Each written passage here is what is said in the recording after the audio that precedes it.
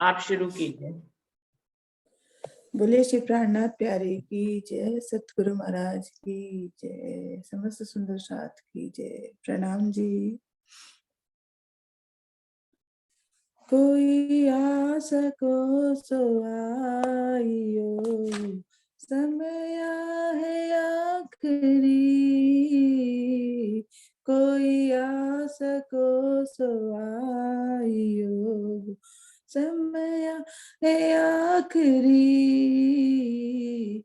खिन के विलम न कीजियो, खिन के विलम न कीजियो, समय है आखिरी। कोई आस को सो आइयो, समय है आखिरी। उठना है हंस के धाम में, ऐसा यतन करे।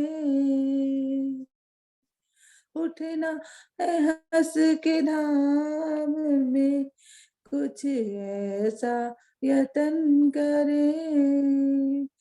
अब कहनी सुननी ना रही, रहनी पे पग धरे। झूठी उम्मीद छोड़ियो, झूठी उम्मीद छोड़ियो, समय है आखिरी। कोई आस को सो आइयो, समय है आखिरी। हम तन है प्राणधार के, उनसे जुदा नहीं। हम तन है प्राणधार के, उनसे जुदा नहीं। इस वास्ते यूं बोलना वाजिब तो है नहीं। इस वास्ते यूं भूलना वाजिब तो है नहीं। चरणों से बंध बांधियो, चरणों से बंध बांधियो, समय है आखिरी। कोई आस को सो आइयो, समय है आखिरी। विरहा जगे जो धाम का, तो बात कुछ बने। विरहा जगे जो धाम का, तो बात कुछ बने। हक इल्म और ईमान से कुर्बानियाँ करे। हक इल्म और ईमान से कुर्बानियाँ करे। सिनगारे इश्क साजियो, सिनगारे इश्क साजियो, समय है आखिरी। कोई आस को सो आइयो, समय है आखिरी। खिन के विलम न कीजियो, खिन के विलम न कीजियो, समय है आखिरी। कोई आस को सो आइयो, समय है आखिरी। बोले श्री प्राणनाथ प्यारे की जय, सतगुरु महाराज की जय। प्रणाम जी। प्रणाम जी, प्रणाम जी, धन्यवाद अमिता जी।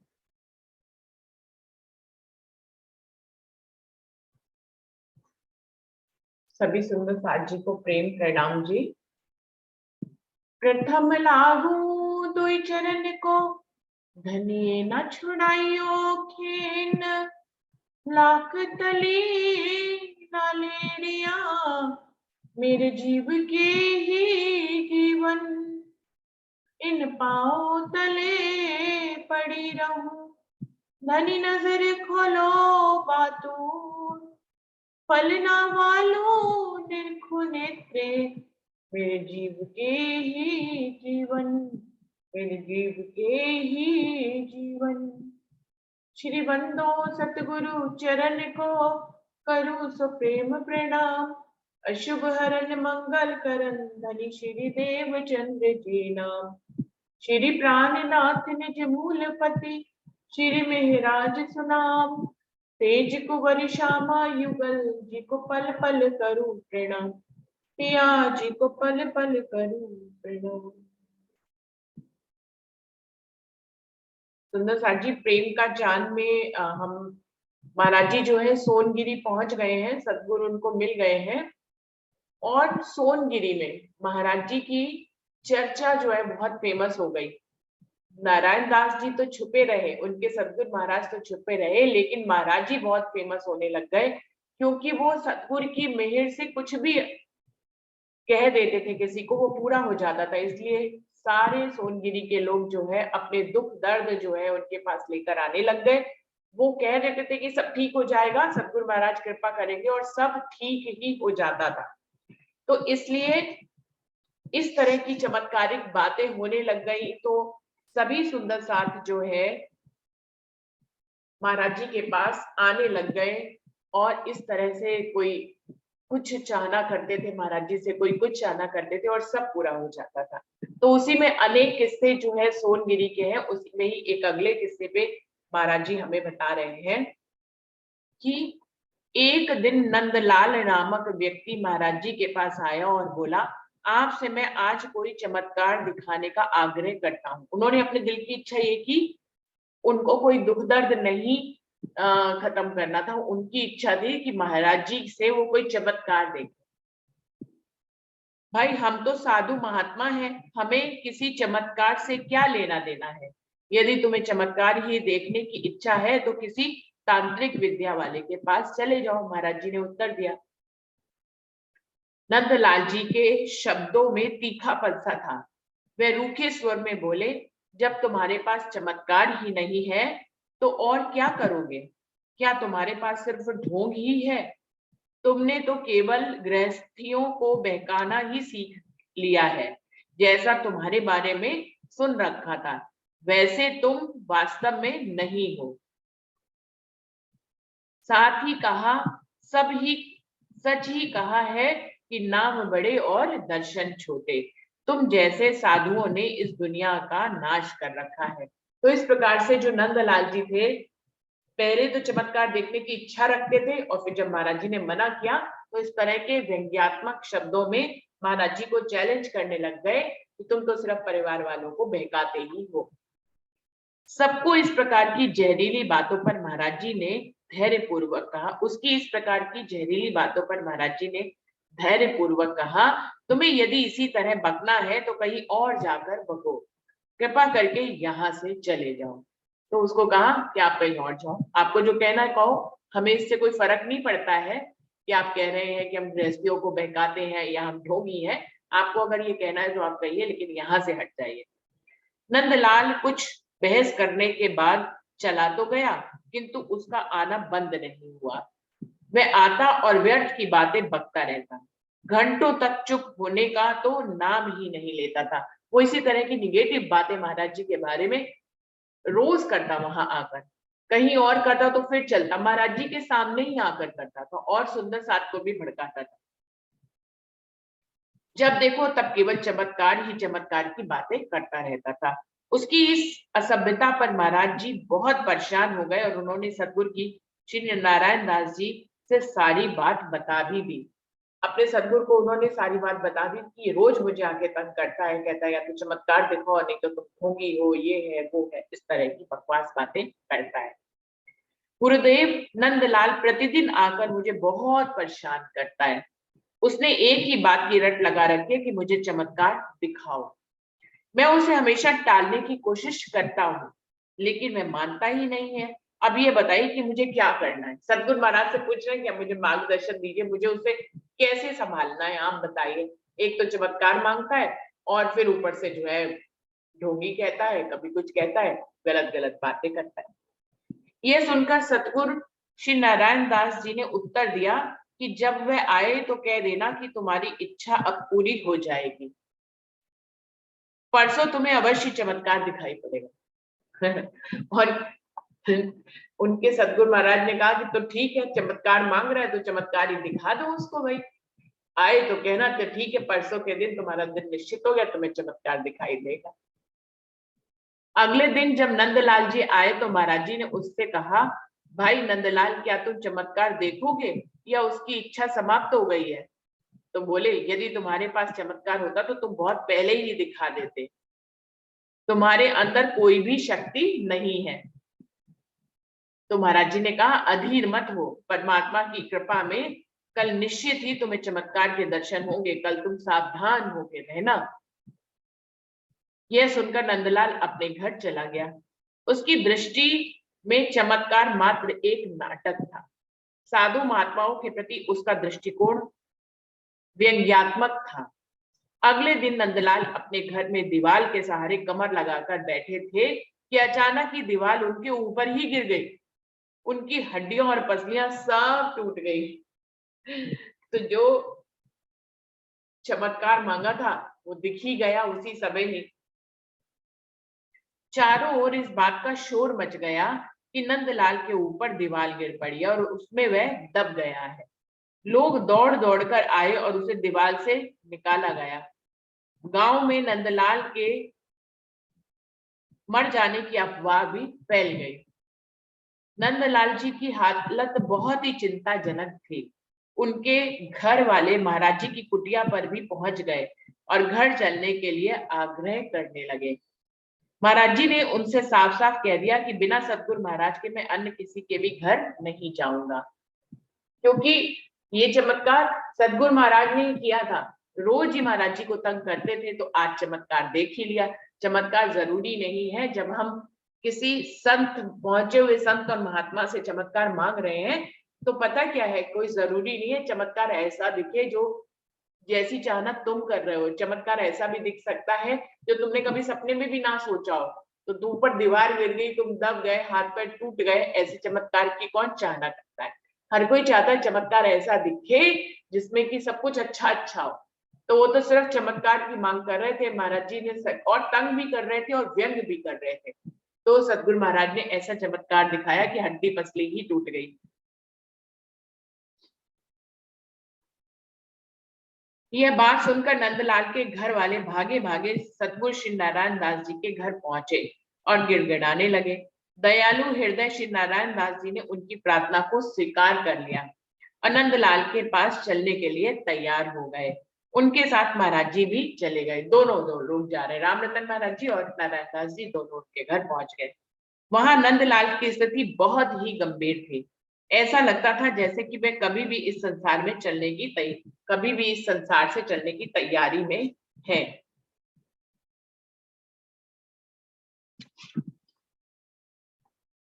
नंदलाल जी अभी होश में था। वह देखते ही चिल्लाने लगा, प्रभु आप कृपा करें, मैंने बहुत बड़ा अपराध किया है, मुझे जल्दी से माफ कर दीजिए, अब मैं इस संसार से जाने वाला हूँ। हर किसी को अपनी गलतियों का पता होता ही है सुंदर साथी। हम जब कोई गलती करते हैं, किसी के ऊपर व्यंग करते हैं, किसी को परेशान करते हैं, तो हमें पता होता है कि हम गलत कर रहे हैं। लेकिन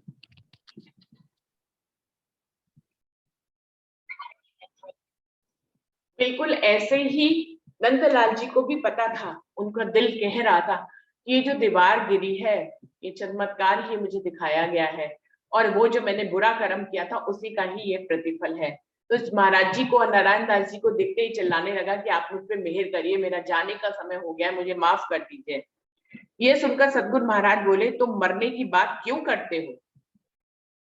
तुम्हें इतना निराश नहीं होना चाहिए। यदि तुम चले गए तो चमत्कार कौन देखेगा? उन बेचारे चमत्कारों का क्या होगा जिन्हें तुम देखना चाहते हो? महाराज जी ने भी, नारायण दास जी ने भी व्यंग्यात्मक पूर्वक कहा कि अभी जाने की तैयारी क्यों कर रखी है, अभी तो तुम्हारा जीवन है, अभी तो एक ही चमत्कार दिखाया है, अभी तो तुम्हें बहुत से चमत्कार दिखाने हैं, तो तुम तो चमत्कार देखने की ही तो मांग कर रहे थे, तो बाकी उन चमत्कारों का क्या होगा जो तुम्हें दिखाने हैं भाई, अभी तो और बहुत से चमत्कार है। ये कहकर सतगुरु महाराज वहां से चलने के लिए खड़े हो गए, किंतु नंदलाल ने उन्हें रुकने के लिए विनय पूर्वक प्रार्थना की। और महाराज जी, जब तक मेरी मृत्यु ना हो जाए तब तक आप यहीं ठहरिए, मुझे विश्वास है कि आपकी उपस्थिति में मृत्यु होने पर मुझे अवश्य ही शांति मिलेगी। उसको चमत्कार देखते ही समझ में आ गया धनी की महानता का, महाराज जी की महानता और उनके सतगुरु महाराज की महानता का एहसास हो गया। कहने लग गया कि नहीं नहीं, आप यहीं पे बैठिए, मैं आपके सामने ही प्राण त्यागूंगा, आप जाने तो वाला ही हूँ, लेकिन जाने के बाद तो शांति मिले, आप बहुत पहुंचे हुए महात्मा है। समझ आ गया, ऐसा चमत्कार दिखाया कि उन्हें उनकी पहचान हो गई, समझ गए कि यदि इनके सामने पहुंचे हुए हैं, इनके सामने प्राण त्यागूंगा तो शायद मुझे शांति मिले। कहते हैं महाराज जी, नंदलाल तुम्हें तो अभी चमत्कार देखने हैं, इसलिए अभी मरने नहीं दूंगा, महाराज जी ने कहा। कहते हुए सतगुरु महाराज ने अपने बटुए से विभूति निकालकर उसे दी। उससे उसके शरीर की पीड़ा तो ठीक हो ही गई, साथ ही बुद्धि पर भी असर हो गया। अष्टपहर में उसके अंदर इतनी सात्विकता आ गई कि वह दानवीर बनकर सब कुछ लुटाने लग गया। वह घड़े में दूध भर भर कर कुटिया पर भिजवाने लगा, जो भी कोई गरीब व्यक्ति मिल जाता उसे अन्न वस्त्र आदि से तृप्त करता, भिन्न भिन्न मंदिरों में भोजन का सामान भिजवाने लगा तथा महात्माओं को भोजन करवाने लगा। एकदम सात्विक प्रवृत्ति का हो गया। व्यंग व्यंग तो बहुत दूर की बात है। तो जिस विभूति से महाराज जी ने उसे ठीक करा, साथ में जो है उसे सात्विक भी कर दिया। सात्विक भी ऐसा जो सीमा से भी बाहर सात्विक हो, अपना घर ही लुटाने लग गया। सात्विकता का मतलब ये तो होता ही है कि हम दूसरों को जो है दान करें, अन्न कराएं, अन्न दें, भोजन कराएं, वस्त्र दें, और लेकिन वो तो बिल्कुल सीमा से बाहर का सात्विक हो गया। घर में कोई कुछ हो, पैसा ना हो, वो सबको भोजन कराता रहता था। इस प्रकार एक माह तक वह पुण्य कार्य करता ही रहा। ये भी एक चमत्कार ही था जो महाराज जी ने उसको दिखाने के लिए किया था। उसकी दानवीरता से पूरा घर कंगाल बन गया। परिवार वालों के समझने समझाने का उस पर कोई भी असर नहीं होता था। अंतोतगता नंदलाल के घर वालों ने महाराज जी के पास जाकर प्रार्थना की कि हे महाराज जी, अब आप कृपा करके नंदराम को क्षमा कर दीजिए। आपने उसे दान का ऐसा रोग लगा दिया है कि घर में अन्न वस्त्र बर्तन आदि कुछ भी नहीं है, सारा घर उजाड़ पड़ा हुआ है। यह देखकर सोनगिरी के लोग हंसी उड़ा रहे हैं। यदि उसका कोई अपराध भी है तो उसे अपने मन से निकाल दीजिए। ये सारी बातें महाराज जी ने सतगुरु की श्री नारायण दास जी को कह सुनाई। सुनते ही सतगुरु महाराज मुस्कुरा पड़े। उन्होंने महाराज जी से कहा कि वे नंदलाल को बुलवाने की व्यवस्था करें। तो नंदलाल जी को महाराज जी ने बुलवाया। नंदलाल का एक शुभ चिंतक उसे लेकर सतगुरु महाराज जी के पास आ गया। उसे देखकर सतगुरु श्री नारायण दास जी ने कहा, नंदलाल तुम्हारा चित्त प्रसन्न होगा। मैंने तो सुना दान पुण्य करने में तुमने कमाल ही कर दिया है। इस पृथ्वी पर रहकर भी तुम वैकुंठ जैसा सुख भोग रहे हो। क्या अभी कुछ और चमत्कार देखने की इच्छा है?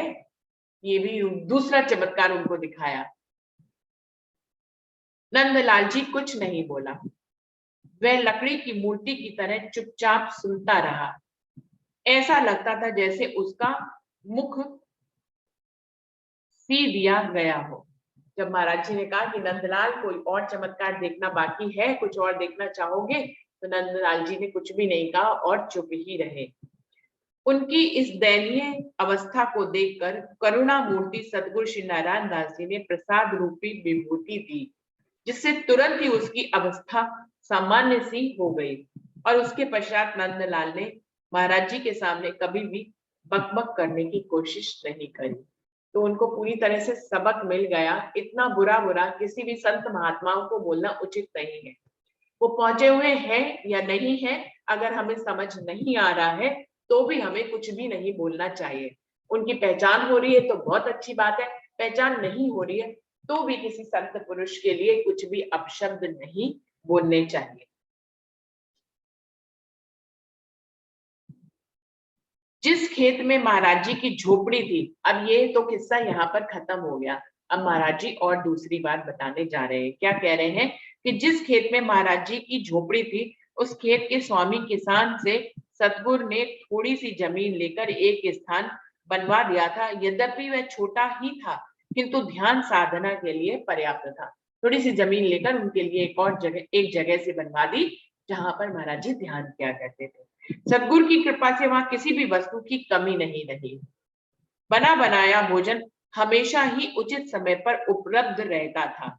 महाराज जी हमेशा ही अपने भजन के आनंद में मस्त रहा करते थे। सुंदर साथ जी देखिए, उनके सतगुरु महाराज कितनी मेहर महाराज जी के ऊपर करते जा रहे हैं। उसी खेत से एक थोड़ी सी जगह लेकर उसके मालिक से महाराज जी ने नारायण दास जी ने उनके लिए जो है एक जगह बनवा दी महाराज जी के ध्यान के लिए।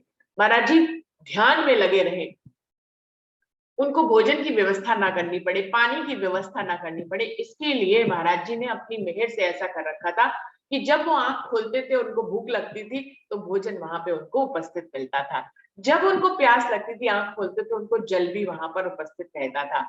लाइटें जल जाती थी, सब कुछ अपने आप हो जाता था सतगुरु की मेहर से। महाराज जी को कभी भोजन की भी व्यवस्था नहीं करनी पड़ी और वो सिर्फ परमधाम की चितवनी में ही लगे रहते थे। सारी मेहरबानी उनके सतगुरु उनके लिए इंतजाम करते थे। कैसे करते थे ये तो धनी माने, लेकिन क्या कह रहे हैं महाराज जी कि बना बनाया भोजन हमेशा ही उचित समय पर उपलब्ध रहता था, ताजा फ्रेश। ये भी नहीं कि पड़ा हुआ है। उसी समय जैसे महाराज जी को भूख लगती थी, वो आंख खोलते थे कि उसी समय भोजन, पहले से ही जब आंख खोलते थे तो भोजन उपस्थित होता था, ताजा ताजा उसी समय का बना हुआ। एक दिन उस खेत का स्वामी किसान महाराज जी के पास आया और प्रणाम करने के पश्चात बोला, महाराज जी आप कैसे हैं? आपको साधना में किसी भी प्रकार की कोई परेशानी तो नहीं है? सतगुरु, तो महाराज जी ने कहा, सतगुरु महाराज की कृपा से सब ठीक है। महाराज जी को प्रसन्न देखकर किसान बोला, महाराज जी मैं आपको एक विशेष बात बताना चाहता हूँ। एक दिन मैं बहुत बड़े चक्कर में फंस गया था। आपसे छिपाना उचित नहीं है, इसलिए मैं स्पष्ट रूप से कह रहा हूँ कि यहाँ पर कोई प्रेत रहता है इस खेत में। एक बार मैं आधी रात को इस खेत में आया। उस समय इसमें मक्के की फसल बोई गई थी। मुझे ऐसी आवाज आई जैसे कि कोई कुकड़ियां तोड़ रहा हो। मैं बहुत आश्चर्य में पड़ गया कि इस खेत में चारों ओर नागफनी की बाढ़ है। उसे उलंघ कर कोई पशु नहीं आ सकता है। निश्चित रूप से वह कोई मनुष्य ही है। मैंने लाठी लेकर सारे खेत को खोज डाला, लेकिन कहीं भी कुछ भी नहीं मिला। मुझे इस बात से बहुत ही आश्चर्य हुआ है। तो ये किस्सा वो जो है, जो उस खेत का मालिक है, वो महाराज जी को बताता है। तभी वो पूछता है कि आपके ध्यान साधना में कोई कठिनाई तो नहीं आ रही है? जब इस बारे में सोचते हुए बाहर निकला तो पुनः इसी तरह की आवाज फिर से आई, और जब मैं पुनः उसको खोजने के लिए खेत में घुस गया, मैंने सारे खेत की खाक छान डाली, लेकिन परिणाम शून्य ही रहा, वो मुझे मिला नहीं। अब मैं पुनः बाहर आकर सोचने लगा कि यह कोई साधारण चोर नहीं है। जब मैं खेत के बाहर जाता हूं तो ऐसा प्रतीत होता है कि वह खेत के अंदर ही है, किंतु जब मैं उसे खोजने जाता हूं तो उसका जरा भी पता नहीं चल पाता है। अचानक ही पुनः कुकड़ी को तोड़ने और भागने की आवाज सुनाई पड़ी। मैं लाठी लेकर खेत में घुस गया। मैंने इस बार दृढ़ निश्चय कर रखा था कि चाहे कुछ भी क्यों ना हो जाए, मैं चोर को अवश्य ही पकड़ूंगा। मैंने भाग भाग कर उस खेत में खोजा, लेकिन कहीं भी उसे नहीं पा सका। अब मेरे अंदर भय समा गया है। धीरे धीरे मैं इतना भयभीत हो गया कि बेहोश होकर गिर गया। मुझे अब भी पता नहीं है कि यहाँ से उठाकर कौन मुझे ले गया। घर जाने के बाद मैं बीमार पड़ा और बड़ी मुश्किल से मेरे प्राण बचे। तो इस प्रकार से उस प्रेत ने जो है उस खेत के मालिक को बहुत ही तंग किया था। उनको मिला भी नहीं, दिखा भी नहीं, लेकिन आवाज उसकी बराबर सुनाई दे रही थी। उस दिन महाराज जी ने उसकी सारी बातें सुन ली। उन्होंने स्पष्ट रूप से कुछ भी नहीं कहा, लेकिन एक दिन क्या हुआ कि जब वे ध्यान में बैठे हुए थे, अचानक ही उन्हें कुछ ऐसी भयंकर आवाज सुनाई पड़ी। ध्यान भंग हो जाने से महाराज जी कुछ खिन्न से हो गए और जिधर से आवाज आई थी उधर की ओर जब दृष्टि डाली तो कुछ भी दिखाई नहीं पड़ा। जब महाराज जी ने अपने हाथ में लालटेन लेकर उसका पीछा करना प्रारंभ किया, आगे आगे हूं हूं की आवाज करते हुए कोई व्यक्ति जो है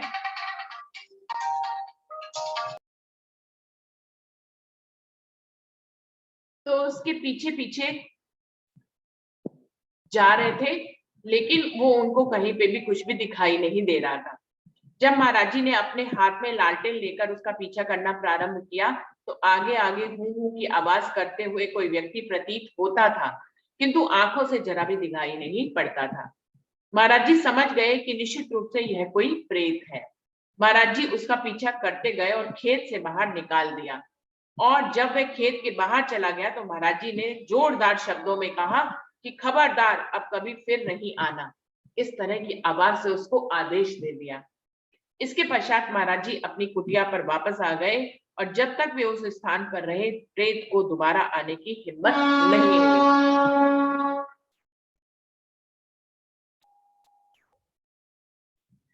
तो इस प्रकार महाराज जी ने उस खेत से उस प्रेत को बाहर निकाल दिया। तो इस तरह के बहुत से किस्से सोनगिरी में महाराज जी के साथ हुए, जो एकदम अनोखे से थे, एक साधारण व्यक्ति के साथ नहीं हो सकते। यहीं पे अध्याय जो है 11वां समाप्त हो गया है, और अब 12वें अध्याय 106 पेज से आगे की तरफ बढ़ रहे हैं। राजन स्वामी जी कह रहे हैं, संसार परिवर्तनशील है, सुख दुख लाभ हानि मान अपमान जय पराजय का चक्र चलता ही रहता है। विवेकशील प्राणी इस परिवर्तनशीलता से कभी भी विचलित नहीं होते हैं। तो ये तो बिल्कुल अखंड सत्य है कि ये जीवन जो है परिवर्तनशील है। आज से 10 साल पहले आपके जीवन में कुछ और चल रहा था, आज 10 साल बाद कुछ और चल रहा है। मान अपमान जो है, दुख और सुख जो है, और जय पराजय, ये इस जीवन का चक्र ही है। महाराज जी के गुरु भाई की पत्नी बीमार पड़ गई। अब एक और बात बता रहे हैं महाराज जी यहाँ पे कि महाराज जी के जो गुरु भाई की पत्नी थी वो बीमार पड़ गई, और घर के लोगों ने भी नारायण दास जी से प्रार्थना की थी कि वे या तो इसका इलाज करवाएं या अपनी शक्ति से ठीक कर दें।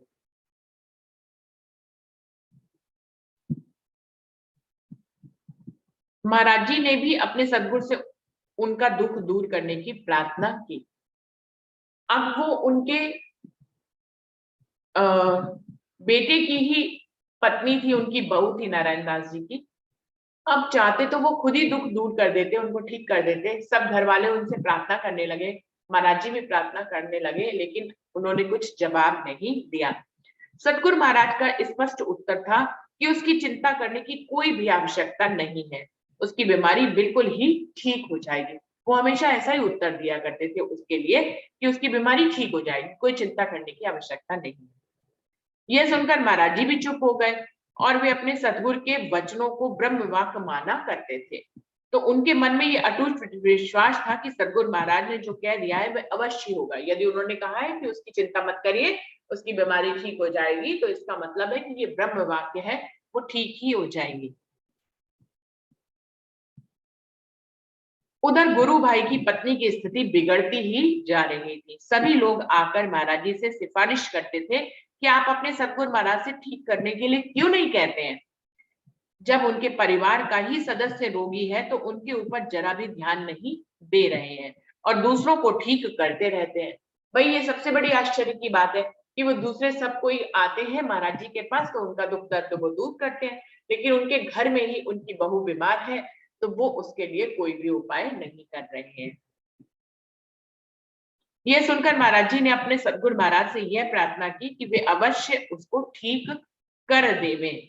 महाराज जी के बार बार आग्रह करने पर भी नारायण दास जी घर चलने के लिए मजबूर हो गए। उन्होंने कहा आप घर चल के एक बार उनको देखिए, उनको ठीक करिए। तो नारायण दास जी तैयार हो गए। महाराज जी अपने सदगुरु श्री नारायण दास जी के साथ घर पहुंचे। उनकी हालत देखकर सदगुरु बोल उठे, इसे तो कोई भी रोग नहीं है, यदि यह मर भी जाती तो क्या होता, उसे जीवित कर लिया जाता। यह पूर्ण रूप से ठीक है, किसी भी प्रकार की चिंता करने की आवश्यकता नहीं है।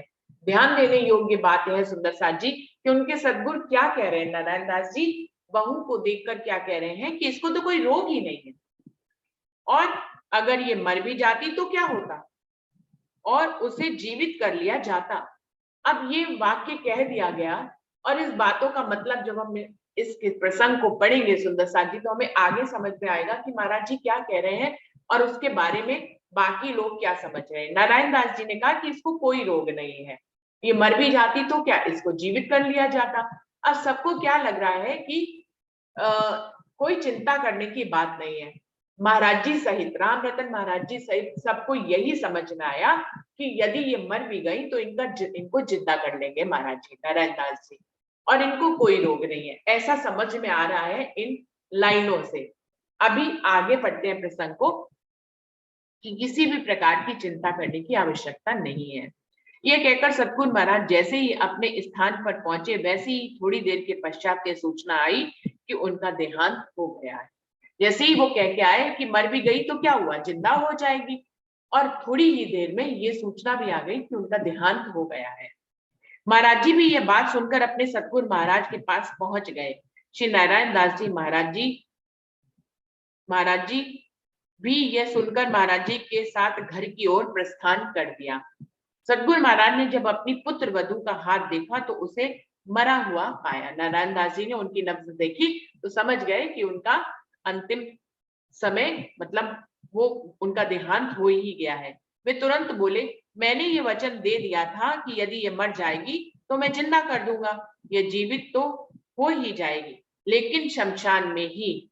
आप लोग जल्दी से जल्दी इसकी अर्थी तैयार कर दीजिए। अब अपनी ही पुत्र वधू का हाथ जब देखा, नब्ज जब देखा कि वो तन छोड़ गई हैं, तो खुद ही महाराज जी क्या कह रहे हैं, नारायण दास जी महाराज जी क्या कह रहे हैं कि मैंने तो ये कह ही दिया था, आप लोग को वचन ही दे दिया था कि यदि ये मर जाएगी तो मैं इसको जिंदा कर दूंगा, और लेकिन यहाँ नहीं, मैं शमशान में जिंदा करूंगा। इसलिए जो है इसलिए जल्दी से जल्दी इनकी अर्थी तैयार करके इनको शमशान की तरफ ले जाइए।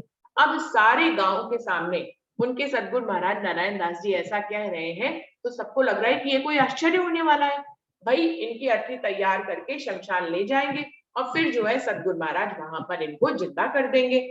अब जितने लोग अर्थी में जाते उससे दुगने चौगने पूरा गांव जो है उनकी अर्थी में उनके साथ जो है शमशान जा रहा है, क्योंकि सबको इस चमत्कार को देखना है कि एक मरी हुई व्यक्ति स्त्री कैसे जिंदा होएगी और महाराज जी उसको कैसे जिंदा करेंगे।